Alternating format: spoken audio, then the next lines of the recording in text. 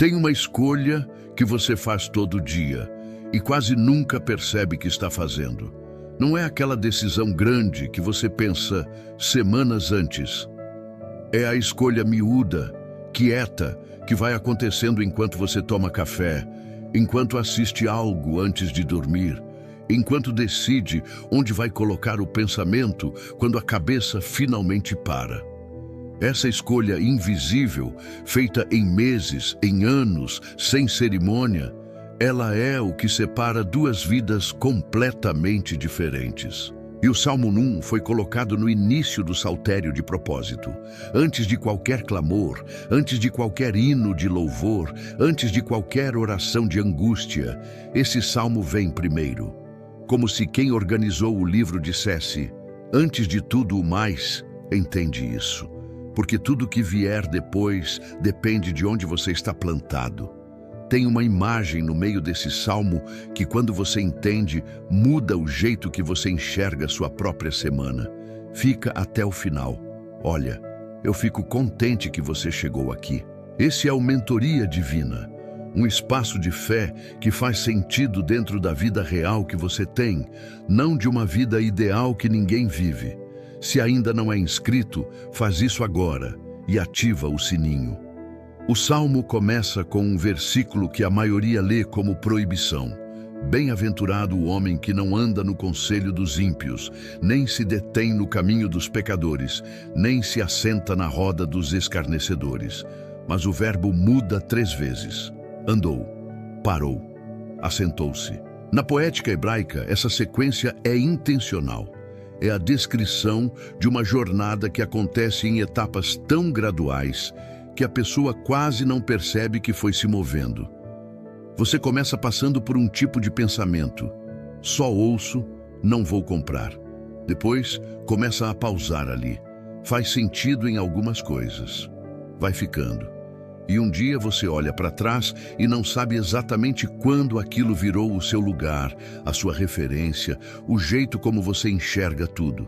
Você se assentou sem ter tomado uma decisão consciente de ficar. Tem uma história no Evangelho que mostra isso com uma clareza que corta. O filho pródigo não saiu de casa planejando acabar num chiqueiro. A jornada foi em etapas, uma decisão pequena atrás da outra, cada uma com uma justificativa razoável, cada uma levando um passo mais longe de onde havia começado. E um dia ele olhou ao redor e não reconheceu mais onde estava. O texto diz que ele voltou a si, como se antes disso ele tivesse estado fora de si, sem perceber. Isso não é história de alguém fraco ou ingênuo, é descrição de como funciona a deriva. Ela não chega com aviso, vai acontecendo enquanto você está ocupado com outras coisas. Agora o versículo 2. E esse versículo é o coração do salmo inteiro, mas tem uma coisa que a tradução esconde. O seu prazer está na lei do Senhor, e na sua lei medita de dia e de noite. A palavra hebraica para meditar aqui é Haga. E a imagem original não é de alguém sentado numa cadeira lendo com concentração. A imagem é de um animal ruminando. O boi que mastiga, engole, o alimento vai para o rumen, volta, mastiga de novo. Um processo lento de extrair tudo o que está dentro daquilo. Não é tarefa cumprida, é deixar a palavra ir descendo fundo, devagar, até chegar nos lugares que a leitura rápida não alcança. E Deus deu essa instrução antes do Salmo 1 existir, numa situação em que o peso era tão grande que parece exagero até contar. Quando Moisés morreu e Josué foi chamado para assumir uma liderança impossível, entrar na terra prometida sem Moisés, com guerras pela frente, conduzindo um povo que tinha acabado de perder o único líder que conhecia, Deus não disse: eu te darei estratégia militar. Não disse: você vai receber visões e direção clara a cada passo. Disse: este livro da lei não se afastará da tua boca. Meditarás nele dia e noite, porque então farás prosperar o teu caminho. Josué não ia prosperar porque era o mais preparado, nem porque as condições eram favoráveis, não eram. Ia prosperar porque estaria enraizado no lugar certo quando as tempestades chegassem. E elas chegaram, mas ele ficou de pé. E agora vem a primeira grande imagem do Salmo. A árvore do versículo 3. Será como uma árvore plantada junto a ribeiros de águas, que dá o seu fruto na estação própria e cuja folha não cai. Plantada junto a ribeiros. Não há beira de poça que seca com o verão, junto a correntes de água constante, e o detalhe que muda tudo: a folha não cai. No Oriente Médio Antigo, em pleno verão, você conseguia identificar de longe qual árvore estava perto de água. No meio de tudo ressecado, no meio de tudo que havia murchado, ela ficava verde. Não porque o sol era mais gentil com ela, porque o sistema de raízes ia fundo até onde a água não secava. Jeremias usou exatamente a mesma imagem séculos depois. Bendito o homem que confia no Senhor, e cujo apoio é o Senhor, porque será como uma árvore plantada junto às águas, que lança as suas raízes para a corrente, e não receia quando vem o calor. Não receia quando vem o calor. Jeremias não disse que o calor não vem, disse que a árvore não receia, porque as raízes chegam onde o calor não chega. E aqui está o que eu quero que você deixe entrar de verdade. A questão não é se vai secar ao redor. Vai. Família que pesa, conta que aperta, cansaço que acumula, notícia que assusta. Isso não vai parar de existir. O que o Salmo pergunta é mais simples e mais fundo do que isso. O que sustenta você quando chega o verão? O que está embaixo quando o chão parece ceder?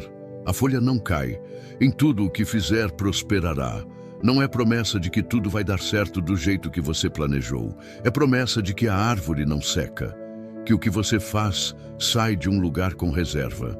Que mesmo quando a aparência muda, como a árvore que perde folhas no outono para nascer de novo na primavera, a raiz sustenta o processo. Mas o versículo 4 vira esse salmo de cabeça para baixo. E é dos mais visuais de toda a Bíblia. Os ímpios não são assim. São como a palha que o vento dispersa.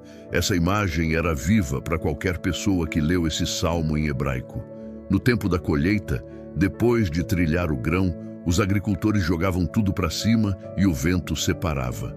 O grão pesado caía de volta. A palha leve ia embora. A palha não é necessariamente má. É sem peso, sem substância que a segure. Você já olhou para uma fase da sua vida que estava movimentada, cheia de coisas acontecendo, e depois percebeu que não ficou nada? Não ficou crescimento, não ficou profundidade, só barulho que passou, porque estava tudo na superfície. Você estava no ritmo, mas sem raiz.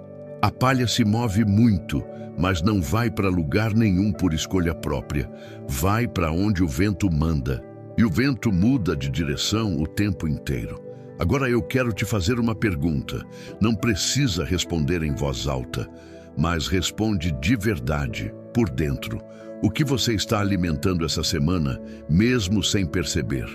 Pode ser a notícia que você fica revisitando, a comparação que corrói, o ressentimento que você jura que já largou, mas que volta quando a cabeça para. Pode ser a ansiedade sobre o futuro que você revisita toda noite antes de dormir, como se revisitar resolvesse alguma coisa. Ou pode ser a palavra.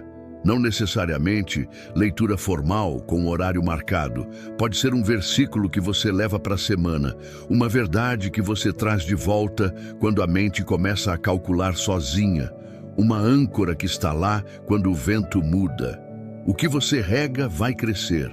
O Salmo é simples nisso. Não é sobre ser perfeito, é sobre onde estão as raízes, porque é das raízes que vem o que aparece em tempo de seca.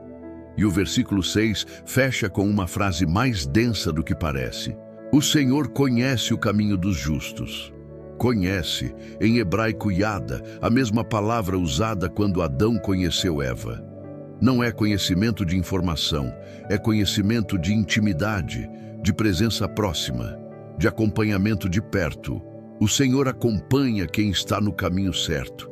não de longe, como observador distante, conhecendo, junto, no dia a dia do caminho. Isso não significa que o caminho vai ser sem pedra. O Josué enfrentou batalhas. A árvore do Jeremias ainda sente o calor. Significa que você não está indo sozinho. E o caminho dos ímpios não é que alguém vai interromper, é que ele não chega em lugar nenhum. Perece por si mesmo, porque palha não tem destino próprio, porque sem raiz não há como sustentar o peso do que a vida pede. Coloca a mão no peito. Vamos falar com Deus pelos nomes que chegaram aqui. Pai, a Florinda veio com um pedido que me tocou. A irmã dela e o sobrinho vão viajar para um tratamento de paralisia. Não tem dinheiro para pagar. Florinda, eu ouvi isso e pensei, ela trouxe porque acredita que esse Deus pode, e pode. Senhor, o transporte, a hospedagem, o tratamento, cada detalhe que ela não consegue resolver, resolve tu. Que eles cheguem, que o tratamento aconteça e que Florinda veja com os próprios olhos que valeu confiar Pedro e Cibele, a família. Eu nem sei o que está dentro desse pedido, Pai, mas tu sabes cada história que ficou sem palavras. Age lá. Antônia Xavier chegou carregando gerações. Anderson, a Milena, as filhas, Sofia, Pietra, Samira, o Caleb. A mãe dela, ela mesma. Uma mulher que não veio só com a própria vida, veio com todo mundo que ama. Honra isso, Senhor. Cada nome que ela colocou na tua frente. Adão pediu pelo casamento. Pai, pelo que não foi dito, pelo que está pesando naquele casal sem que ninguém de fora perceba, entra, rega onde está seco. Marli Petri voltou. Ela sempre volta. Os adversários que ela mencionou, tu conheces o rosto e a intenção de cada um. O que foi semeado contra ela não vinga. Gisélia pediu pelos filhos, livramento, libertação, paz. Eu fico com isso e devolvo simples, cuida deles. Tu conheces o nome de cada um. Senhor, a Luzia e o esposo, saúde, fé, finanças, paz, que essa casa fique de pé. Maria Campelo de novo. O Fabrício esperando uma porta de emprego, abre. A Renata com endometriose, esse corpo foi feito por ti, então age nele com precisão. E o Felipe, o Samuel, cobre os 4 ao mesmo tempo.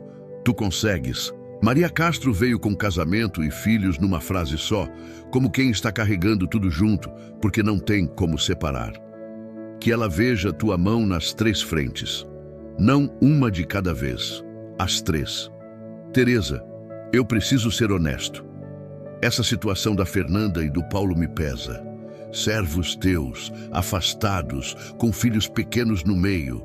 Não vou pedir que tu forces de volta. Vou pedir que tu sejas tão presente na vida deles agora que o caminho de volta seja o mais óbvio do mundo. E a Florentina, Pai.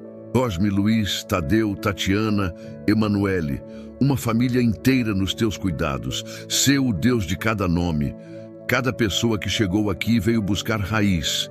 Isso por si só já é oração. Recebe. Em nome de Jesus Cristo, meu Senhor e Salvador. Amém. Vou fazer uma pausa aqui. Deixa essa oração descer fundo. Respira. Absorve. Pronto. Você acabou de fazer algo que importa. O filho pródigo um dia voltou a si. Levantou e foi. Não porque a situação estava boa, porque lembrou de onde veio e de quem estava esperando. E o pai viu de longe e correu. Você não precisa estar com as raízes perfeitamente fundas para começar. Começa, e as raízes vão se aprofundando no processo. Esse canal não tem produto, não tem curso, não pede e não aceita doação. Nunca vai ter. O que eu peço é simples. Se esse vídeo fez sentido para você, manda para alguém que está à deriva sem saber exatamente como foi parar lá. Pode ser o que essa pessoa precisa ouvir hoje. Inscreve, ativa o sino, curte e deixa teu pedido de oração nos comentários. Eu leio todos e oro por muitos de vocês pelo nome nos próximos vídeos. Que Deus plante as tuas raízes fundo. A gente se vê no próximo.